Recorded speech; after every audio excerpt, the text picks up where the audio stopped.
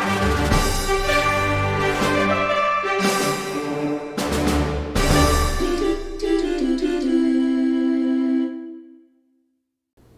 everybody, welcome in. In this video, I am going to create the angle V block. Now I did this before, but I'm going to do it a different way this time, just to kind of switch things up. So what I want to do is I'm going to go up to where you see new, and I'm going to make sure I'm in the English standard template. I'm going to click on the create button, and I'm going to start a 2D sketch, and I'm going to use this plane here. I'm just going to select it. I want to rotate my cube to the left to where this top is straight up and down, and I'm going to click on the rectangle. I'm going to use the 2-point center option. So my first point, I'm going to select the center of this green dot and just drag it out.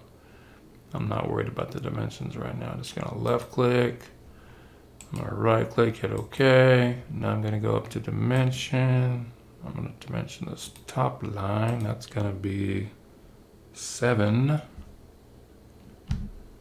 the check. And then I'm going to dimension this vertical. And that's going to be 5. Looks like 5.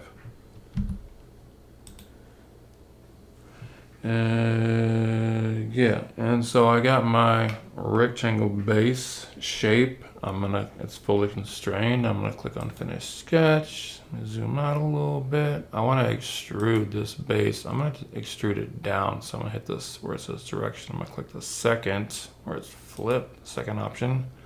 For distance, that's gonna be 0.5. I'm gonna click OK. So now what I'm going to do is I'm going to create the 4 circles in the corners, and I'm going to use the hole. So I'm going to click on the hole. I'm going to move this over out the way a little bit. So I want to, let's see, I want this to be just a regular hole all the way through, nothing fancy about it. I'm going to select the surface here. I'm going to pick the side that I want. So that's distance there is going to be 1, looks like 1, and I'm gonna pick this side, this edge, and that's gonna be 1 as well. And I want this dimension or diameter. That diameter is gonna be, what is it gonna be? It's 4 times 0.75 diameter. So it's not 4.75. There's 4 of them, and they're 0.75 inches in diameter. So I have all of that, and it's all the way through. It's gonna go through all, so all the way through that plate. 0.75, hit OK. So you could use like the mirror, the ray, whatever you want, whatever they call it. I'm just gonna go ahead and just create this hole 4 times, just because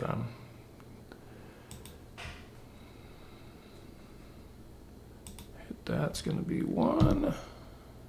This is going to be 1 all the way through. Hit OK.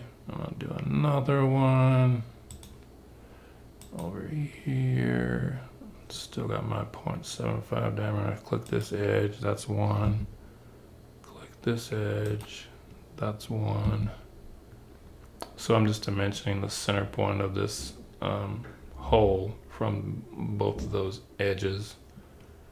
Hit the tab key. It's 0.75 diameter. It's all the way through. I'm gonna make another one over here. Same thing. So click this edge. That's 1.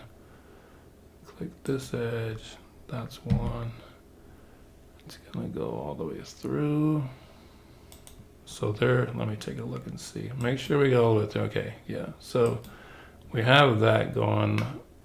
All right, so what I want to do here is, let me center this. I'm just going to draw a square kind of shape or a rectangle. Use my line command. I'm just going to start over here and kind of draw a rectangle. I'm not worried about getting the angles correct right now. I'm going to close that, hit OK.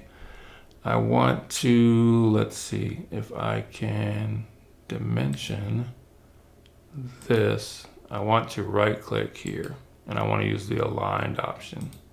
So that aligns it with that angle there. So this is going to be, what is that, 2.75. And then this one here is also 2.75. I'm going to right click on my aligned. This is 2.75. Now you notice this is not like the way it should be. So what I want to do is I am going to go up to perpendicular constraint. I'm going to click these two lines. I'm going to click these two lines. I'm going to click this one and this one. All right, so now we have our shape that we want. I need to dimension the angle. So from here to this edge, that's going to be 45. And then from this corner to this edge, that's going to be 1.55. And so it doesn't give a dimension of what this corner is to this edge. So I'm just going to assume that it's in the center. Oh, actually it does. I take that back. I'm going to dimension from this corner here to this back edge. That is 2.5. Like so. And now we got that.